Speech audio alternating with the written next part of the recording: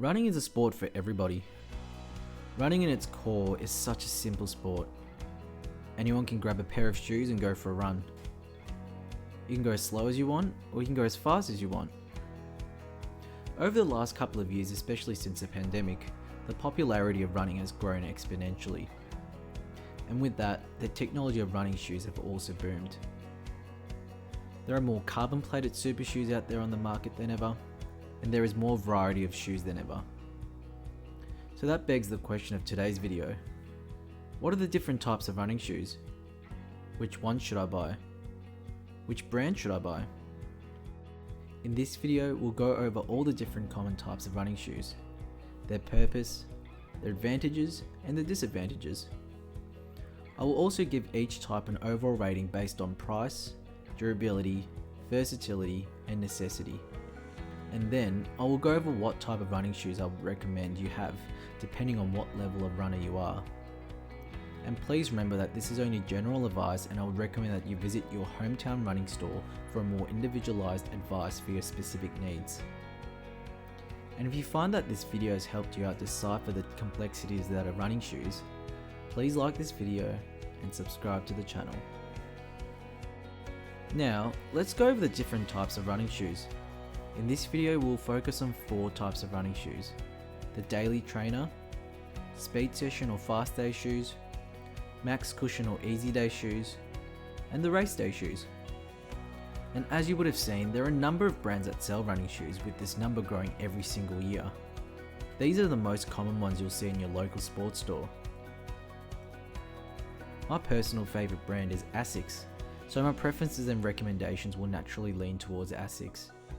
I've also personally run in all these shoes. However, please note that this video is not sponsored by Asics, and all the shoes I do discuss in this video will be from research and personal experience. The daily trainers are the shoes where you'll be doing many of your runs in. These are extremely reliable shoes that are typically durable, not too heavy, and expensive. The daily trainers are the shoes that you should be able to run a range of sessions in if you wanted to. Whether they're easy runs, long runs, or the slightly faster runs. Typically, the daily trainers would be used in your steady long runs and midweek easy to steady runs.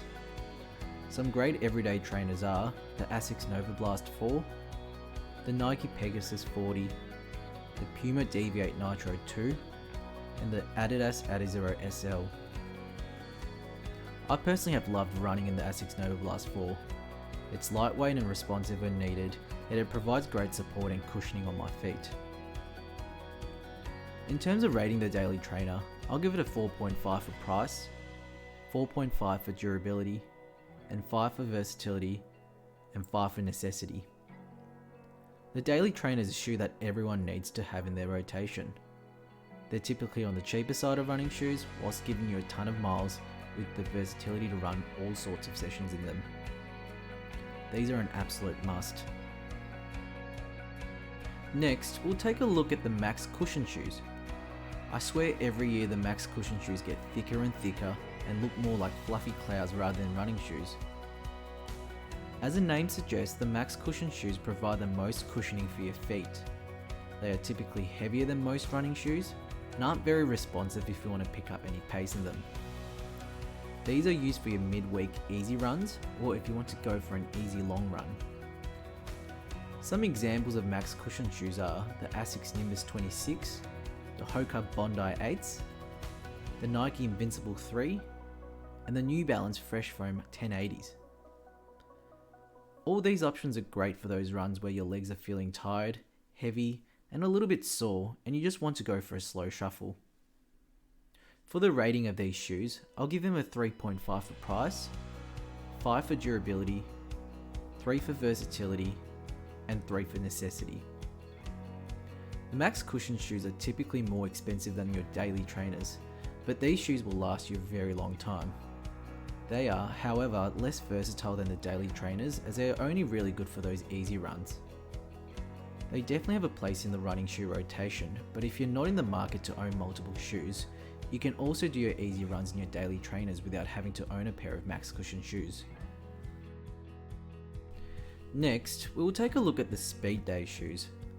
These are the shoes that you would like to take out on your faster sessions, whether they're track sessions, threshold efforts, or marathon efforts. You can take these shoes out for a spin. You may also choose to run in these for your faster long runs. Many speed day shoes have carbon plates in them these days. Gone are the days where carbon shoes are reserved for race day super shoes. Some examples of speed day shoes are the Asics Magic Speed, the Asics Super Blast, the Adidas Adizero Adios 8, the Saucony Endorphin Speed 4, and the Nike Streakfly.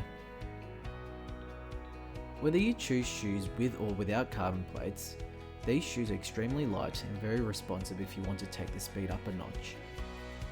These shoes make your legs feel like they're propelling and ticking along with less effort, and it makes those hard sessions feel a little bit easier. For the rating of these shoes, I'll give them a 3 for price, 4 for durability, 3 for versatility, and 4 for necessity. Especially with the fact that they are typically less durable than your daily trainers and max cushion shoes. You may feel a little sting every time you buy a new pair. However, you shouldn't need to buy them as frequently as you run a lot less in them. They are definitely less versatile than your daily trainers, as I wouldn't recommend doing easy runs in these shoes. These are really reserved for those faster sessions. In saying that, I do think they are necessary to include in your rotation if you have the money to spend, as I think they help you keep your legs fresher and make those hard sessions more enjoyable. And lastly, the race day or super shoes. These shoes are really reserved for your race day or those key race simulation sessions.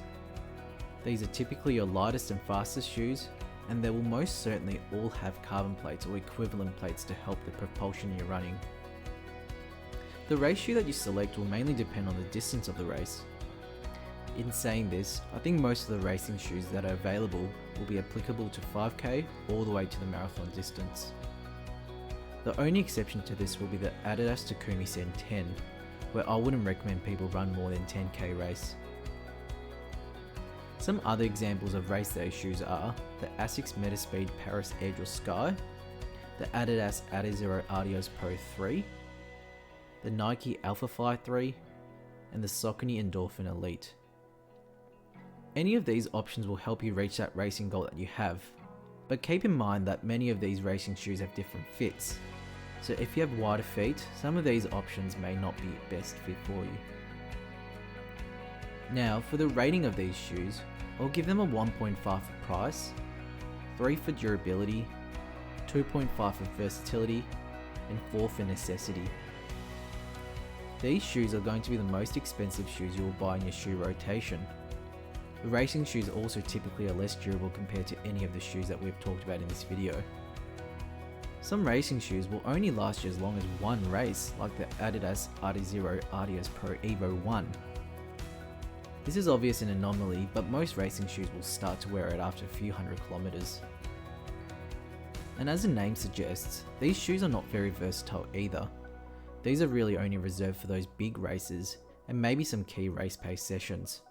But you could argue that you may want to run these sessions in other shoes discussed in this video. In saying this, I do think if you're wanting to really reach the top of your running ceiling and you're able to afford one, I would recommend getting one of these shoes. Lastly, let's have a look at which running shoes we would recommend you get depending on the type of runner you are. Firstly, let's take a look at those that are very new into their running journey. These may be those who are looking to start a couch to 5k program. If this is you, I'd recommend you have one pair of shoes. These can either be your daily trainers or max cushion shoes. Although I would tend to recommend max cushion shoes for the very new runners, as they are slightly more forgiving on your feet if you're starting out, as they have more cushioning on your feet. You definitely don't need more than one pair of shoes unless you hate money. Next, let's take a look at your beginner runners. Beginner runners would be those who run 5k run twice a week and who don't take running that seriously. But they may want to work towards running a 10k or a half marathon for the first time. For beginner runners, I'd recommend having one pair of daily trainers.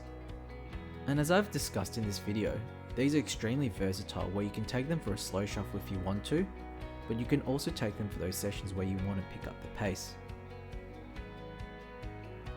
Now, Let's take a look at your intermediate runners.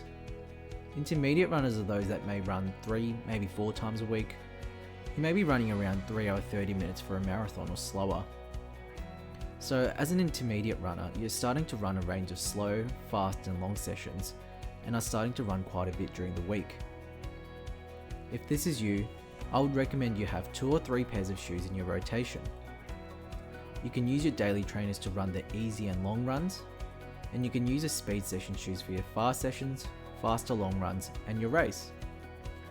I would also recommend having a pair of racing shoes if you're able to afford one. Lastly, let's look at your advanced runners. For the sake of this video, I will categorize those as advanced runners if you're running any faster than a 3 hour 30 marathon, and run 5 or more times a week. If this is you, I'd recommend you have all 4 of these running shoes in your rotation.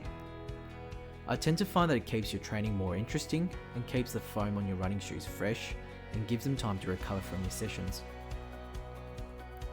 Now that you know all the basics about different types of running shoes, go out there and try these rotations out yourself.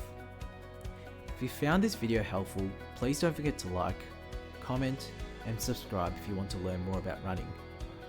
And as always, be active, be optimal. Until next time.